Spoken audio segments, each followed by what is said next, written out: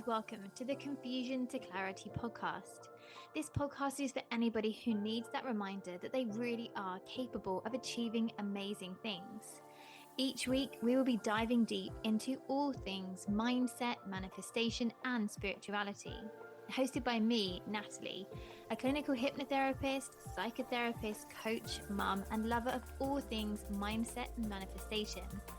When listening, I want to give you a break from reality. I'm going to share with you the tools and techniques that you need to make your goals reality so you can stop playing small. Hello and welcome back to the Confusion to Clarity podcast. I hope you are all well and have had an amazing week. And hopefully, if you had children off, you are back in the routine and the swing of things. I love having mine off. I said this last week. It's always really nice to have them around, spend more time with them, but sometimes it is nice to have that routine and structure back, although it really does feel like my days go so much quicker. But anyway, we're here now into the summer term, so I always think the summer term goes so quickly, and we're in the middle of April. How is that possible? I've had sessions this week with clients who come to me for monthly sessions, and when we've booked in for next month, I'm like, it's May. I mean, obviously, I know that May comes after April, but I can't believe it's going to be May that soon. It just feels like this year is totally speeding up. And maybe that's a reminder to myself to slow down, which is what we spoke about a few episodes ago. So actually, if you are agreeing with this and feel like time is speeding up, go back and listen to that episode. And maybe I shall go back and listen to it as well and take note of what I said, because clearly I'm getting too busy and time is eluding me. But anyway, back onto this week's episode. That's not what we're talking about, although kind of similar. So today I wanted to talk about that feeling, the feeling where nothing has actually happened, nothing specific, but your mind has already gone to the place where it has. You've had a thought come in, you've seen something, and then you've instantly imagined the worst possible case scenario. You've played it out in detail from start to finish, and the result is your body now feels like that event is real. It's actually happened. And you're experiencing the physical symptoms. Your chest is tight, your mind is racing, and you just can't seem to pull yourself back into the present moment. Now, if you're agreeing with this, if this sounds like you, first and foremost, you are not alone. This is something that I've personally battled with. It's something that I deal with all the time in the therapy room. And if you are a regular listener of the podcast or have worked with me, you're going to know exactly what I'm about to say. And that is, your mind doesn't know the difference between imagination and reality. So that's the first thing when it comes to today's topic, catastrophizing. If you are thinking about something happening, even if it's unlikely to happen, happened in the past, may never happen, etc., etc., your mind doesn't know that. If you're thinking about it, your mind is going to signal to your body that it's happening and is going to respond accordingly. So if you are sat there thinking of the worst possible outcome, your brain is going, oh my gosh, sound those alarm systems. We are in dire trouble right now. We need to do something about it. But intellectually, we know the thing that we're worrying about isn't actually happening, but our body has been told it has. And all those hormones that are produced, the stress hormones, the adrenaline and the cortisol, are surging around our physical body with no way of being dispersed because there isn't an actual threat for us to react to or run away from. And when we feel like that, it is so consuming, and then that can often feed into panic attacks if that's something that you are prone to experiencing. And even if you don't go down the road of a full-blown panic attack, just that busy mind, the racing thoughts is bad enough. So as I said, today we're looking at catastrophizing, identifying what it is, but then sharing some techniques that you can begin to implement to bring yourself back to the present moment if you are going off on a negative spiral. Catastrophizing can look different to different people, and I really feel it has different levels.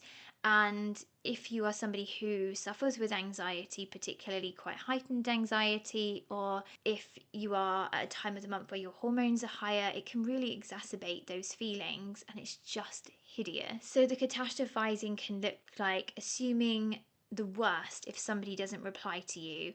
Oh my gosh, they're obviously pissed off with me. Maybe I said something. maybe they're cross. Should I have done this? Should I have done that? And in your mind, you're getting to the point where the friendship is over. They're telling you you're the worst friend they've ever had, and you feel totally alone and rejected. It could be thinking about one small thing and meaning that everything is going to go wrong. So let's just say you're running late, or you get somewhere and there's no parking spaces, and they're like, oh my goodness, now there's no parking spaces, I'm going to be late, and then if I'm late this is going to happen, and then that's going to happen. It could be playing out scenarios in your head, and we can all put our hands up to this one, I'm sure, where you think, okay, well, if this happens, then I will do this, this, and if that happens, then I will do that. And it's almost creating plan A, B, C in your mind. It could be, and this is quite common as well, feeling like you need to prepare for something bad to happen. So kind of linked to the previous example, having that plan B and C. So if things go wrong, you've got backup options of how you are going to cope. And the thing is here, it feels real. And again, we know why, because your mind doesn't know the difference between what's real and what's not. And it doesn't feel like overthinking. And that's the bit where our minds catch us out. It doesn't feel like overthinking. It feels like we're being realistic. It feels like we're being perhaps responsible. And our brains are saying, well, if this did happen before, so, we should definitely be on guard this time. And I've done this myself so many times. I've shared a lot on the podcast. It was debilitating anxiety that led me into the work that I do. And with anxiety, it is a self-preservational tool. It is our body's way of protecting us, and we can learn to manage and keep it under the surface. But even for me now, there are times where I feel heightened feelings of anxiety, and my mind starts to run ahead with me. I've totally ended up emotionally reacting to things in the past that haven't even happened. I've got a very vivid imagination, and it's exhausting. I think we'll all agree.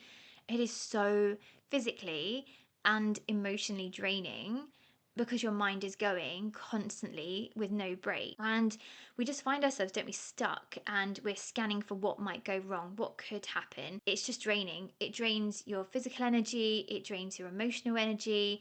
And for me, I always feel that can then feed into procrastination as well, because you are so drained, you don't have the energy to do things. You might also notice, I'm just thinking of this out loud, it's not on my note, that it might affect your sleep. So if your brain is super busy during the day, chances are it's not going to stop at night. So when we go to sleep, our bodies and minds are doing lots of different functions, but one of the primary functions during sleep when we dream is we are going through our rapid eye movement when we're dreaming, our REM sleep. And when we are in that state, we are making sense of all the trials and tribulations that have happened to us that day. Now, if your mind is so full and busy from the moment you wake up to the moment you go to bed, because your mind doesn't know the difference between what's really happened and what hasn't, there's going to be a lot of evidence in there that your brain needs to sift and sort through and make sense of. So when we are going through these REM cycles, what our brain is essentially doing is filtering out memories that need to be kept and memories and experiences that we can let go of. And this is me kind of going off on a tangent, but if you are somebody who is catastrophizing a lot of the time, your mind is believing those scenarios and examples have really happened, your brain is going to be processing them of an evening. So if you are in a state of really heightened catastrophization, is that a word? Have I just made that up? Or heightened state, you're probably going to notice that your dreams are more erratic. You're probably going to notice that you're struggling to drop off and get to sleep, stay asleep, or when you do wake up, you're going to feel like you've been 10 rounds of Mike Tyson. You feel drained, exhausted, and you just don't want to get out of bed, which then creates a vicious cycle, because then you're physically tired, which heightens those feelings of anxiety and will make the catastrophizing even worse. We'll kind of tackle that a bit later and how you can rein that back in, but just to give a bit of context. Anyway, back to the notes that I'd actually prepared. So why do we do this? Again, something we speak about a lot here is that our brain is wired to protect us. Our subconscious's job is there to keep us safe.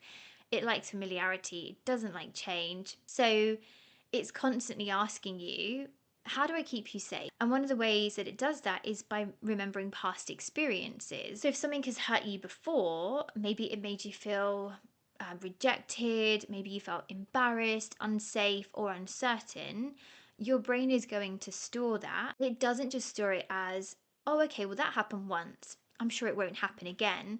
It stores it as, be careful, this could happen again, and we need to be ready and on guard just in case it does. It's like that overbearing mother hen wrapping you in cotton wool. So, what you then find is when something even slightly similar starts to show up, your brain fires up and it's like, aha, right, let's run through every possible outcome so we don't get caught off guard.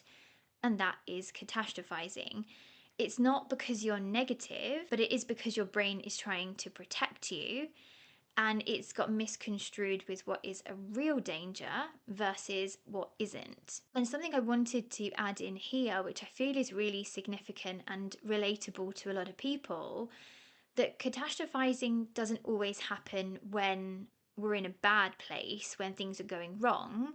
It can actually happen when things are going well. And I think this is something that doesn't get spoken about enough. And you'd think, oh, everything's fine, your mind would just relax. But for a lot of people, it's actually the complete opposite. When things start to go well, maybe you are rekindling a relationship and it feels good. Your friends are all getting on well, work's going, perfectly, you feel calm. And instead of enjoying it, your mind goes, okay, but what if this doesn't last? What if something goes wrong? What if I've missed something? And before you know it, you're back in that spiral again. And it's not because anything has changed, but it's because your brain doesn't fully trust the good. And then this comes back to what we were saying earlier, that your brain is wired for familiarity. So if you are somebody who is used to things going wrong, feeling unsettled, being on edge, spit it out, then when we're in that calm state, it can feel really uncomfortable. And that's actually so frustrating. It's like, but I feel good and things feel good. Why can't I just enjoy it? And your brain's got its fingers in its ears going like, la la la, I don't care. This doesn't feel familiar. And when something feels unfamiliar, then your brain is always going to try and pull you back to what it knows, even if what it knows is stress and catastrophizing, overthinking, preparing for the worst. And then what we find is this constant habit, this pattern of thinking, as I just said there, it becomes a habit. And then the more you go to the worst case scenario, the quicker that your brain gets there. You sort of super train it. And whereas before it might take you a while, you'll suddenly start to find the more that you thought about these awful things, the faster your brain wires and fires, and you have this array of awful situations playing out in front of you, and it becomes automatic. And a lot of the times you might not even consciously realize you're doing it. You just feel the anxiety that comes with it. And I think that's one of the really scary things about catastrophizing. It's not consciously done. I mean, well, sometimes it can be in the sense of, okay, well, let's just think about this. Maybe I should prepare for the worst. Quite often what happens is you're going down this spiral. Oh my gosh, what if this, what if that? Without actually thinking, oh, do you know what would be good right now? I'm going to overthink and I'm going to panic about this. It just happens, and that's how ingrained that habit becomes. And the obsessive thoughts, they're not random. They're your brain trying to solve something, to control something, to prevent something.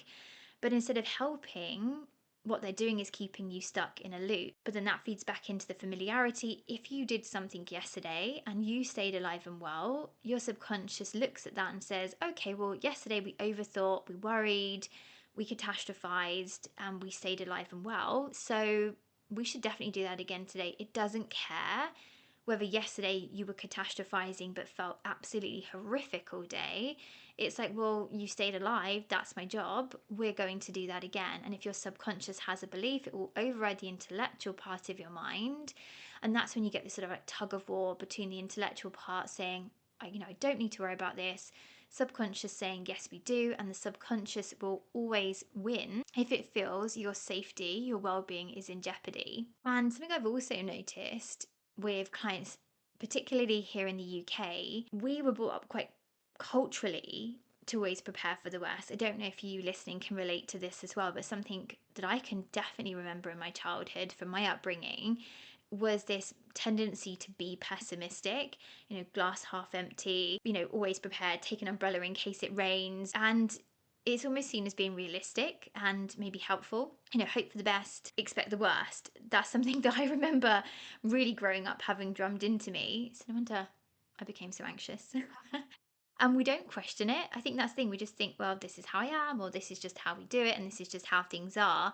But it's not who you are, and it's something you've learned, and therefore we can begin to unlearn it. Sometimes these thoughts and experiences come from childhood. So that's very, very common. If you were brought up to be cautious, to think about what might go wrong, to avoid risk or disappointment, as we're saying, I can totally relate to that.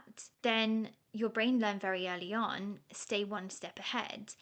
And our subconscious minds, our experiences and our beliefs are built up until around the age of 7. I sometimes think it's beyond that, but scientific research says around the age of up to 7. So if in those first years of your life this is how you're being conditioned, then it becomes your default setting. And there might have been times where genuinely staying one step ahead did serve a purpose, and then your brain will cling on to that and use it as evidence later against you. But what you're finding now is it might be keeping you in a constant state of alert, even when you don't need to be, and the scales aren't balanced. They're tipped in the favor of catastrophizing, fear, panic. Sometimes catastrophizing can be linked to past trauma, and I want to say this in a really grounded way, that trauma doesn't have to mean something really extreme. It's not about what happened per se, but it's about how your brain experienced it. So two people could go through the same situation, and one could be really deeply affected and the other isn't. So if your system felt overwhelmed, unsafe, unsupported, then your brain adapted. And what it did was create patterns to try and protect you. And catastrophizing can be one of those patterns. And an example, I worked with a client and she had a fear of wasps. Now, she hadn't actually been stung, but what had happened on one occasion, she was out and a wasp had landed on her face, crawled across her, like she was fine, and then she flicked it away, or somebody else flicked it away. And that one incident then created a trauma response, which resulted in her being fearful of wasps, because although she wasn't stung, her brain was like, yeah, but what if you were? What if you had been stung? What if you hadn't flicked it off? Or what if when you flicked it off it did sting you? And again, as we've been saying throughout this episode, your mind doesn't know the difference between the imagined and the real. So whilst it didn't actually sting her, that was irrelevant. Her brain was like, yeah, but it could have done. And because she was thinking about what would have happened had it have stung her, then her body was responding as if it had. And then that was the memory that was being stored. And one part I wanted to put in here, which is more leaning towards the subject of generalized anxiety, but does feed into catastrophizing, are triggers. So triggers are something I talk a lot about with clients, and they are events, experiences that we go through that spike our anxiety. So it could be anniversaries, it could be trips to the dentist, and it could also be things like a lack of sleep. So as we said earlier in the episode, when you have this busy mind, it's very, very likely that it is going to affect your sleep. If you are not getting the right quantity, the right quality of sleep, you will notice those feelings of anxiety are so much more heightened and pronounced because your mind and body are tired. As I explained, when you're sleeping, your brain is processing all the trials and tribulations. If you don't have the right quantity of sleep, it cannot do that. So when you wake up in the morning, your mind is already full with the things from the day before. More stuff goes in and it overloads your mind. Things like caffeine can be a huge trigger for anxiety and heightened feelings. Too much sugar, that's definitely one of my triggers. I should cut sugar out of my diet completely, but I do have a sweet tooth, so that would make it a very miserable life. But I definitely notice if I've had more than I should, it definitely affects me. It could be not getting out and exercising enough. You've been working on a project, you've been glued to your desk for days, you've barely been outside. Again, that's going to heighten your anxiety. As we said, dentists, certain people can trigger anxiety, certain situations. Consuming too much social media, especially if you're doom scrolling and you're flicking through videos, like the content that disappears in 30 seconds, that can really trigger anxiety. So if you are catastrophizing, before I get onto the tips, this is kind of one that I've just randomly thought of on a tangent, would be to just look at your life in general at the moment. Being really brutally honest with yourself. Are there areas where you've let things slip and your brain is tired, you're physically tired? Maybe you've dropped off with some of the good mindset habits that you had, journaling, meditating, EFT tapping, all of those things. Your brain's just a bit full, which is then taking that catastrophizing to the next level. So maybe just do a bit of an inventory on where you are at the moment and just see if any of those things that I've mentioned resonate and make you think, aha, yeah, actually, that makes a lot of sense. So when clients come to work with me, looking at triggers is something we look at first of all, really before we do any of the work. It's all about building up a picture, because we're not just looking at their thoughts, we're looking at where they come from. What is your nervous system doing? How is your body responding? Because the thing is here, you can't think your way out of something that your body feels is real. So some practical tips. Obviously, we talked about there doing a bit of an overhaul of your routine, your current situation. Maybe you've identified some key triggers there and some points. But then we want to look at your nervous system regulation. And I know I talk about this every single week and it crops up in so many different topics. But genuinely, regulating your nervous system is the key to regaining control, the key to manifesting.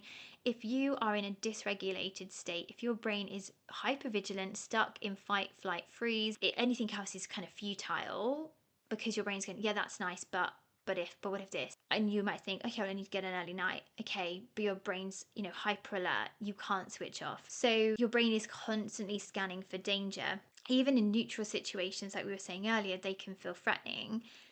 And that's where you calm your body really, really is the first step. So that could be things like we've said before, doing breath work, just taking some intentional slow breaths, going out for that walk, but not distracting yourself with podcasts or music. On the one of the previous episodes of the podcast, you can download my walking meditation. Kind of contradicting myself there, saying don't listen to anything. The walking meditation, its purpose is to help you become present whilst you are walking. So if your mind is busy, definitely download that. It's free. It runs for about half an hour. Or if you can, just turn your phone off and just walk and just look at the trees and just notice your surroundings.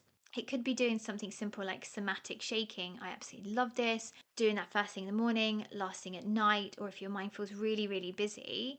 Because when you are in that catastrophizing spiral, as we said, it's like the end is nigh. We want to be able to show ourselves kindness and compassion and say we're safe, bring you back to the here and now. You want to treat yourself in the same way that you would treat your child, your best friend. You wouldn't tell them to just, oh, get over it, I'm sure it won't happen. You would give them kindness and compassion. So first and foremost, regulate your nervous system, give yourself that kindness and compassion, and don't try and force or fight your way out of this. You are where you are, that's okay. Your brain is doing its job, it's just gone into overdrive and got misconstrued. It's not working deliberately against you, it's working for you. It's just got a bit mixed up. So the more you get cross, frustrated, the same way if you shout at a child, they're not going to suddenly get it and understand. You're going to make the situation worse. So sometimes imagine you are speaking to the child, your best friend, and it really will help you to change the language that you're using with yourself, which is going to catch that spiral and help the process of bringing you back. The next tip would be to catch the thought. So awareness, noticing when your mind starts to go there. You don't need to stop the thought straight away, just catch it. A lot of us would think, oh yeah, just don't think about it. But it's like saying to you, don't think about a pink elephant. The first thing you're going to think about is a pink elephant. So if you're saying stop thinking about it, you're shining a spotlight, you're going to think about it more. So it's more about bringing awareness and just saying to yourself, okay, look, breathe. I think what I'm doing here is catastrophizing, because what this is going to do, first of all, on its own, is create a little bit of space. So what you start to find is rather than being immersed in it, you are observing your thoughts. And when we have that awareness, it's actually called metacognition, the awareness of our thoughts. You are looking down on it as opposed to being consumed by it. And that's really the state that we want to practice getting you in. So you can start to notice, okay, I can see what I'm doing here. It's okay. I know my brain's trying to protect me, show myself some kindness. Let's bring it back to center. Interrupting the pattern with phrases is something I love to do. This is something I share with my clients all of the time. It's so helpful. So just having simple phrases can be a really good pattern interrupter, because when you're in that spiral, logic doesn't always land. So for example, you've brought your awareness, okay, I can see I'm catastrophizing. But then if you start to intellectualize it, which a lot of us do if we're very self-aware, we begin to intellectualize our feelings and our situations, like, oh, I know why I'm doing this and I know why I feel this. That's great, but often when it's physical, you can't intellectualize your way out of it. So having phrases to interrupt the spiral are incredibly beneficial. So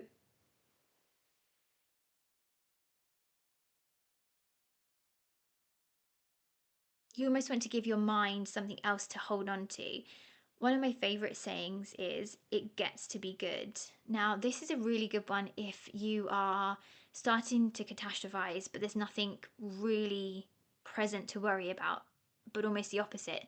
So, as I was saying earlier, you could be getting on well at work, you could be enjoying your relationship, and then just something, a video you see online, a comment somebody makes, just catches your thought and goes, oh, what about this? And if that is you, one of my favorite phrases is, it gets to be good. It gets to be good. So things are going swimmingly, something spikes your kind of alertness. Oh, but what if? Okay, I can see I'm about to catastrophize. Thank you, brain. Thank you for doing your job, but you can step down. I'm safe. It gets to be good. Because a lot of the time, when things are going well, as we were saying, that's when we start to spiral. So this phrase is a really, really good way of just gently reminding yourself that you don't have to look for the problem, you don't have to wait for it to go wrong. It gets to be good. And if your mind is racing more generally, something as simple as, I'm safe, can be really, really powerful, not in a forced, overly toxic positivity way, but in a way of just bringing yourself back into your body, back into the present moment. Because if you have anxiety, if you're catastrophizing, you're living in the future. If we have depression, if we're stuck in past patterns, then we are living in the past. We want to be here and now in the present, because the present is the only time that's actually happening. So these phrases are a really good way of doing that, to bring yourself back to actually what's true right now. Because as we were just saying there, most of the time the anxiety isn't about what's happening, it's your mind predicting. And none of us have a crystal ball. I mean, maybe some of you are psychic listening. I don't know how many psychic listeners I have, but I would say the majority of us aren't psychic. We can't predict the future. But it's more about saying, okay, I'm not trying to convince myself that everything's perfect. You're just trying to give your mind something else to think about. So you're just giving it another option. And that's not the catastrophizing plan ABC. It's like, well, hold on a second. What if that didn't happen? What if it went well? It gets to be good. I'm safe. And your brain's like, oh, okay. And just begin to gently question it. So you don't need to argue with your mind. As I was saying, you can't intellectualize yourself out of this situation. But what we can do is start to ask questions that interrupts the negative pattern, the spiral. So perhaps it could be saying to yourself something like, is this actually happening right now? Is this happening right now? 9 times out of 10, probably not. It's often something that's happened in the past. It is unlikely to happen again. Or it's something you're concocting may happen in the future, but the chances of that happening are very unlikely. Do I have evidence for this? What evidence do I have for this to be true? What else could be true instead?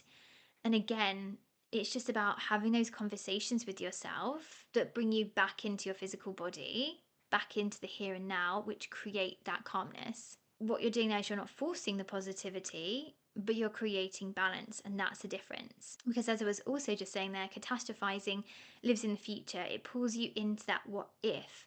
So your job is to bring yourself back to the present moment. What is actually happening here and now? And most of the time you are safe in this here and now space.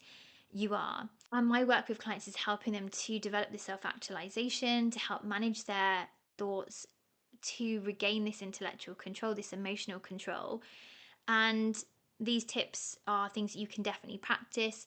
Something else you could do is almost have an accountability partner, so somebody who you trust. So if catastrophizing is something that is really taking hold right now, you can practice these different tips and techniques. But if you're finding that's still a struggle, then definitely therapy is a great option. But if that's not for you, then having somebody who is your trusted person that can work to bring you back. So just having somebody that puts their arm around you and says, you're safe, it's okay, your brain's hypervigilant, and then getting them to ask you those questions that we've just said about, is this actually happening right now? What evidence do you have for this to be true? What else could be true instead? And it's really important, I think, that they ask you the question in that format, not give you the solutions, because we want to learn to manage our minds ourselves. So with them saying to you, what evidence do you have? What that is going to do is then interrupt that spiral, bring you back to the present, put you into the intellectual part of your mind, or you can then start to rationalize and say things like, well, actually, no, you're right. Just because it happened 10 years ago, it doesn't mean that it's happening now. Yes, I saw that video on that subject and it really scared me and it's awful, but it doesn't mean it's going to happen to me. And that is a really good way of practicing regaining that control and rationalizing, because it's awful. There is very little worse than when you are catastrophizing and feel totally consumed, because it is literally like the end is nigh. You literally have got to the worst possible case scenario. So all of those different tips are worth practicing. And as I always say, what works for one might not work for the other. So try it out, see what works for you. And sometimes things might work better on one occasion, something else works better on another. But also, one of the really important things there is look at the triggers. What are you doing in your day-to-day life that could be heightening the need or the belief that you have to catastrophize to keep yourself safe? So if you've got to the end of this episode and you've recognized all of the things that we've spoken about in yourself, I want you just to take a breath with me now. Deep breath in and out through your mouth. And I want you to know that you are not alone. This also isn't who you are. It's something your brain has learned. It's doing its job, as we've been saying, but it's gone into overdrive. But if we can learn something, then with practice and perseverance, we can unlearn it too. And we can begin to reprogram our subconscious minds. It's called neuroplasticity. And it is a real thing. We can begin to rewire our subconscious. We're not hardwired, but we do it gently. We do it over time, and we do it with awareness and support. You don't need to fix yourself overnight. There is nothing wrong with you. But every time you notice that spiral and you choose to respond differently, you're already taking charge. You are already changing it. So if this is something that you are struggling with and you want additional support, please reach out. There are so many different ways that I work with women and men. If you're listening, I don't just work with women, but predominantly my core client base is women. I have an amazing 16-week program, which is all about helping you to reconnect with yourself, understand anxiety, and free yourself essentially. So if that is sounding like something of interest, in the show notes below are all my details, different ways you can work with me, different ways you can reach out. All my social media links are there, and I love hearing from you. So if you have any comments, if you have anything you want to share, please reach out. You can send a text to the show as well at the top of the show notes. As always, if you've enjoyed this episode, please download it. Please share it with anybody else who you feel may benefit. And don't forget to subscribe so you are notified instantly when new episodes are released. And one final thought, sounds like Jerry Springer. One final thought that I had is that this work isn't about silencing your mind completely. It's about helping you feel calmer. It's about helping you feel clearer. It's about helping you feel more in control, more empowered, so you can do all those things you want to do, live your life to the fullest. So have an amazing week, and I look forward to speaking to you all again soon. Take care.